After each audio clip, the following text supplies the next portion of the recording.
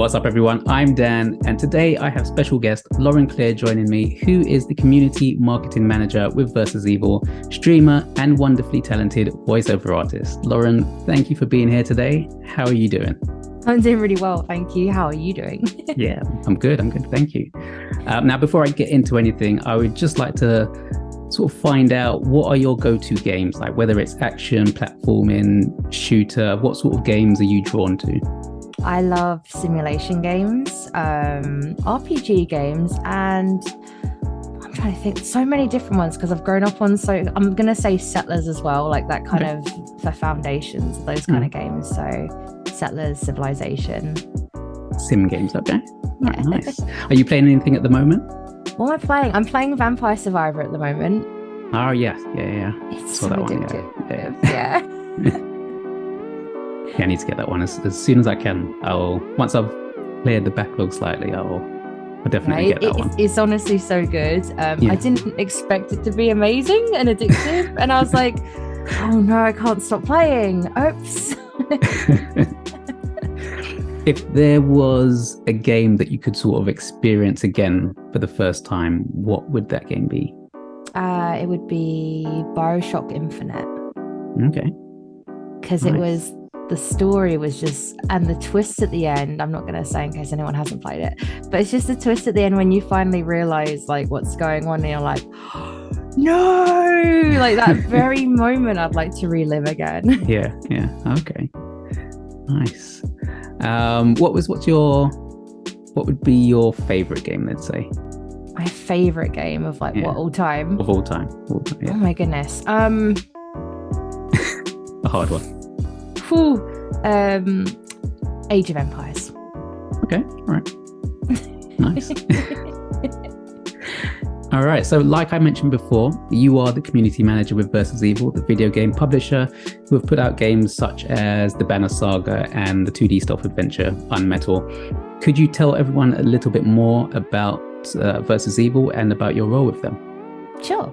So yeah, we love indie developers and we try to find any really unique games and stuff and publish them, and also help people that would like to make their indie dream come true in a sense. So we're continuously reach out to different indie developers and we're see if they're interested in a partnership. So that's what we kind of do, and then we help them from getting in the door to releasing their game and marketing and all of that to just get as many people as aware of their game. And what I do is I do like a lot of stuff that's like content creation, outreach, strategizing, brand awareness, and just strategy ideas, like in like terms of going out and being like, what should I do this week? Should I go to this convention or this one, or can we do content and meetup? That's why I was at WASD and stuff like that. So a lot of stuff, and daily TikToks as well. What would you say has been your what has been the biggest challenge and highlight of being a community manager in the gaming industry? The biggest challenge and highlight case. The biggest challenge has been trying to go into a community and try to basically be a woman in the industry and be respected. So when you try to set rules in previous communities, you're always met with, sometimes you're met with people that are quite toxic. And so that one of the biggest challenges is trying to prove that I do know about video games, I do know how to play video games, and I do play them, and I'm not just posing that I'm a video gamer and stuff. So that's been the biggest challenge in terms of trying to connect with communities that aren't really used to that. But the biggest highlight has been having talks, and the majority of companies I have been with, like indie studios, it has been building them from the absolute ground up. So the highlight would be like getting it from zero to where they are now and leaving them in a good position, in a sense. Like, that's so satisfying and rewarding. And it makes you just feel like, wow, you've actually made something that can continue and so forth. So that's always the highlight, of getting people interested and getting someone else's vision out there in the best possible light. Oh, great. following on from that, there has been like a big shift in moving to make the gaming space safe and more inclusive place for all. Do you think there is a change happening, and are there any sort of changes you would like to see happen within the industry? I think there is a change happening because it feels like it's becoming more acceptable in a sense, and like there are starting to be safeguards in place which there weren't before, and it felt like the Wild West.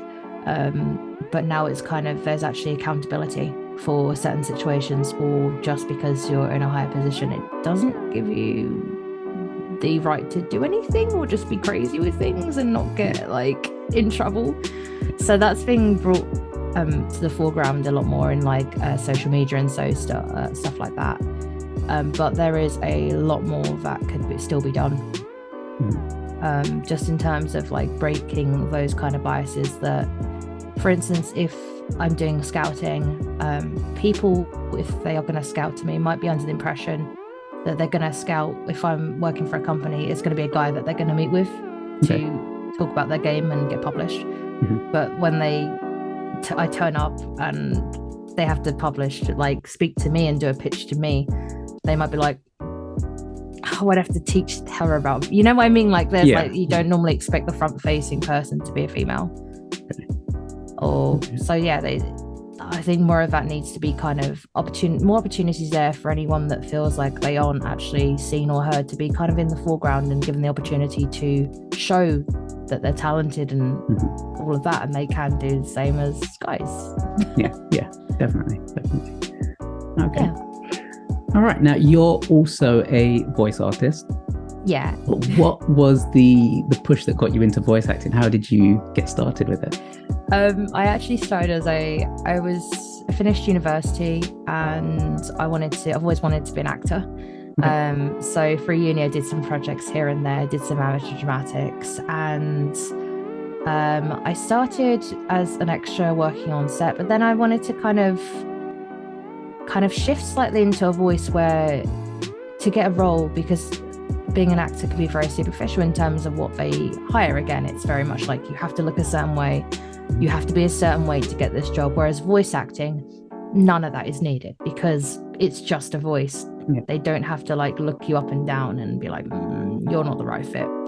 So that's why I leaned more into voice acting as opposed to acting, and that's where I've just continued going up. Okay.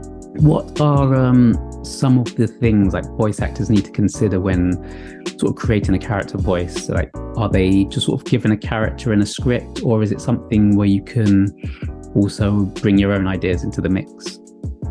I think bring your own ideas into the mix as well, and kind of when you're auditioning, obviously like always do a few takes and different variations, because like the reason you're doing this audition is to kind of show yourself but in different lights.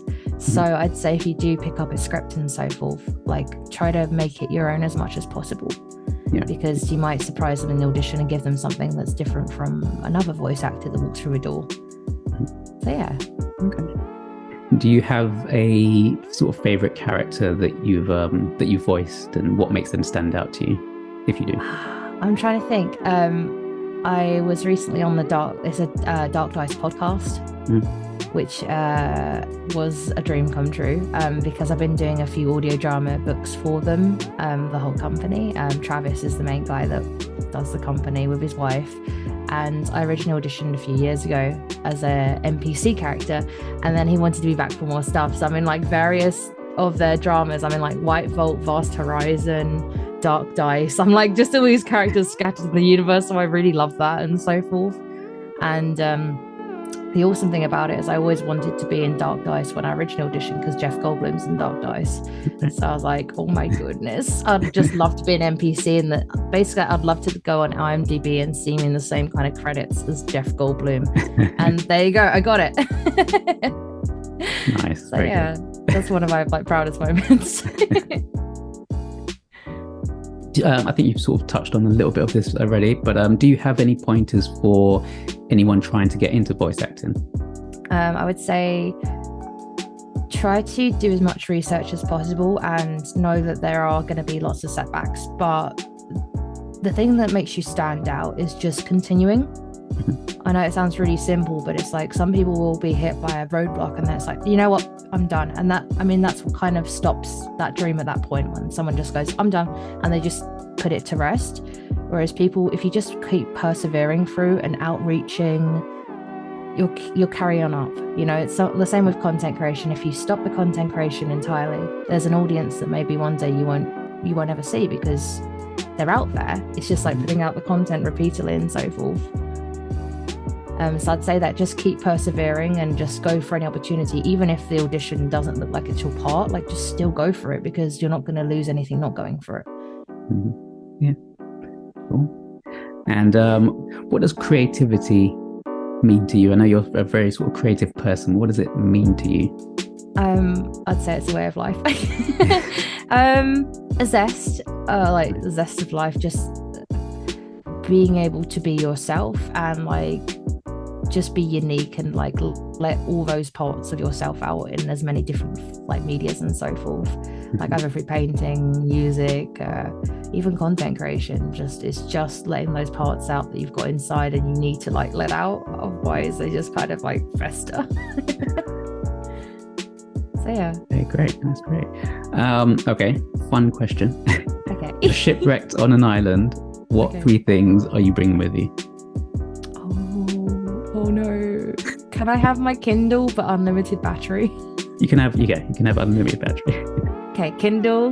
Mm-hmm. Can I bring people? Do they count? Yeah, I suppose. Bring my friend Jade, a Kindle, and a bottle of rum. A bottle of rum. Okay. Yeah. Okay, that's great. Okay, so what is next for you? If there's anything you're working on at the moment. I'm just like, the NDA's coming from my head. I'm like, there's some stuff on the horizon. But I think this year I'm gonna push more back into content creation, because I have put it on a back burner a bit. Same with voice acting. Like, I think I've put it down to 40%, whereas I'm like, no, that needs to go up to 100 again. So I'm gonna be trying to do as many projects as possible. I normally have like a checklist at the start of the year in my little manifestation journal. I'm like, hey, get 12 roles this year. I'll get 12 credits on IMDb. So I think I've got a few so far, but I think the goal is at least 12 this year. Yeah. Okay. And are there any sort of events coming up that you're going to be attending?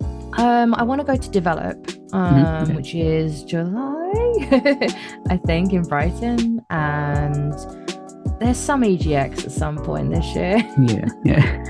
So I'll probably be at any of the maybe Gamescom. That would be really fun. Like, I'm just trying to think of all the events. I just want to go to loads of them this year. Either Comic Cons, any of them I'll probably be at. Yeah. Cool. All right, well, there we have it. Those are all the questions I have for you. Again, I just want to say a big thank you for taking the time out to join me today. I've loved chatting with you. Thank you. And I hope you've all enjoyed this episode too. Thank you as always for watching. Don't forget to hit the like button as it helps the channel. Subscribe if you're new here, and I'll see you next time.